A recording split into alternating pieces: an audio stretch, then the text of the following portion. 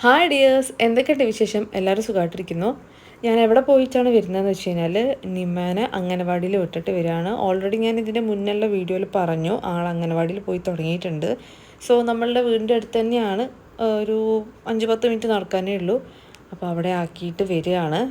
എത്ര പെട്ടെന്നാണല്ലേ സമയങ്ങളൊക്കെ കടന്നു പോകുന്നതെന്നാണ് ഇപ്പോൾ ചിന്തിക്കുന്നത്. ആൾ ജനിച്ചതേ എനിക്ക് ഓർമ്മയുള്ളൂ 1 വയസ്സും 2 വയസ്സും 3 വയസ്സായതൊക്കെ പെട്ടെന്നാണ്. ഇപ്പോൾ അതാ ആളുടെ അംഗനവാടി സ്റ്റാർട്ട് ചെയ്ത് ആൻഡ് വിത്തിൻ 1 ഇയർ നിമ്മ സ്കൂളിങ് സ്റ്റാർട്ട് ചെയ്യും. ഇത് വേറൊരു ഫീലിംഗ് ആണ്, വേറെ പാരൻറ്ഹുഡിൻ്റെ വേറൊരു സ്റ്റേജ് തന്നെയായിട്ടാണ് ഞങ്ങൾക്ക് ഫീൽ ചെയ്യുന്നത്. മോളെ ആക്കി വന്നതിന് ശേഷം ഇതുപോലെ കുറച്ച് നേരം ഞാൻ ഇതുപോലെ അങ്ങനെ ഇരുന്ന് സമയം എനിക്ക് വേണ്ടി സ്പെൻഡ് ചെയ്യും. റെസ്റ്റ് എടുക്കുകയാണ്. ബൈ ദ ടൈം എനിക്ക് കുറച്ച് സ്കെഡ്യൂൾ ചെയ്യുന്ന അല്ലെങ്കിൽ ചാർട്ട് ചെയ്യുന്ന പരിപാടികളൊക്കെ ഉണ്ട്. സോ അതൊക്കെ ഒന്ന് ലിസ്റ്റ് ഔട്ട് ചെയ്യുകയാണ് ചെയ്യുക. ഇന്ന് ഞാൻ എന്താ ചെയ്തത് വെച്ച് കഴിഞ്ഞാൽ ഒരു 2-3 ഷോർട്സിൻ്റെ ട്രാൻസിഷൻസ് എടുക്കാനുണ്ടായിരുന്നു. സോ അത് ഒക്കെ ഒന്ന് ഷൂട്ട് ചെയ്ത് നോക്കി. അത്രയ്ക്ക് അങ്ങോട്ട് ശരിയായിട്ടില്ലെങ്കിലും ചെറുതായിട്ടൊക്കെ ഒന്ന് ഷൂട്ട് ചെയ്ത് വെച്ചിട്ടുണ്ട്. നമുക്ക് എഡിറ്റ് ചെയ്ത് സെറ്റപ്പ് ആക്കാം. നിമു അംഗനവാടിയിൽ പോയതുകൊണ്ട് തന്നെ ഞാൻ കുറച്ച് മീ ടൈം എടുക്കും സ്ഥിരമായിട്ട്. അപ്പോൾ നമുക്ക് ഡീപ്പായിട്ടൊക്കെ ഒന്ന് കുളിച്ച് വരാം. പൊതുവേ കേൾക്കുന്ന ശബ്ദത്തിൽ നിന്ന് ചെറിയൊരു വ്യത്യാസം ഉണ്ടാവും കേട്ടോ ഇന്നത്തെ വീഡിയോയ്ക്ക് ഉള്ള ശബ്ദത്തിന്. വേറൊന്നുമല്ല, പിന്നെയും എനിക്ക് കഫും കോൾഡും പിടിപെട്ടിരിക്കുകയാണ്.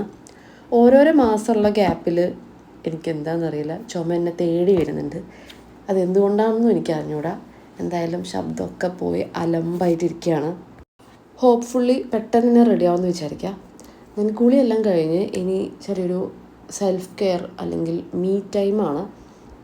കുറച്ചധികം സമയം കിട്ടിയാലും അതെനിക്ക് വേണ്ടി യൂട്ടിലൈസ് ചെയ്യാൻ എനിക്ക് ഭയങ്കര ഇഷ്ടമാണ് കേട്ടോ.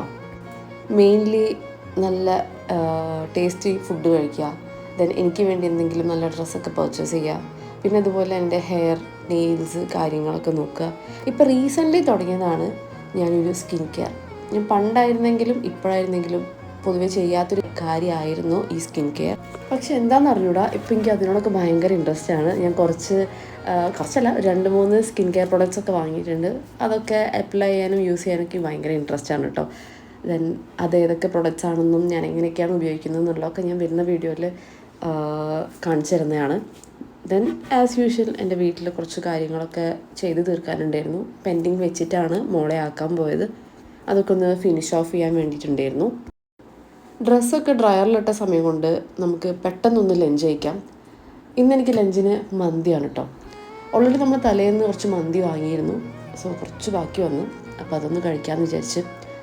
മോൾ ഓൾറെഡി ഫുഡ് കഴിച്ചിട്ടാണ് വരിക.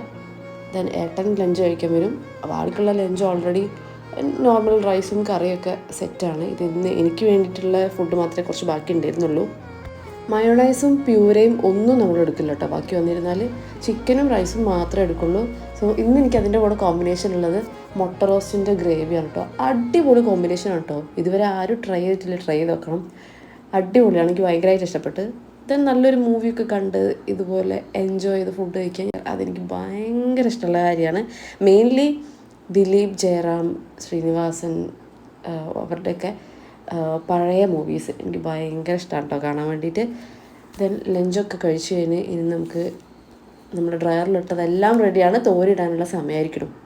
ഞാൻ ആറിടാൻ പോകുന്ന സമയം കണ്ടാലറിയാം, നല്ല നട്ടപ്പൊരു വെയിലാണ്. വെയിൽ കൊണ്ടാൽ ഉറപ്പായിട്ട് കരിഞ്ഞു പോവും. അമ്മാതിരി വെയിലത്താണ് ഞാൻ ആറിടാൻ പോകുന്നത്. ഇപ്പോൾ കുറച്ച് ദിവസങ്ങളിലായിട്ട് ചില സ്ഥലത്ത് മഴയും കാര്യങ്ങളൊക്കെ ഉണ്ട്.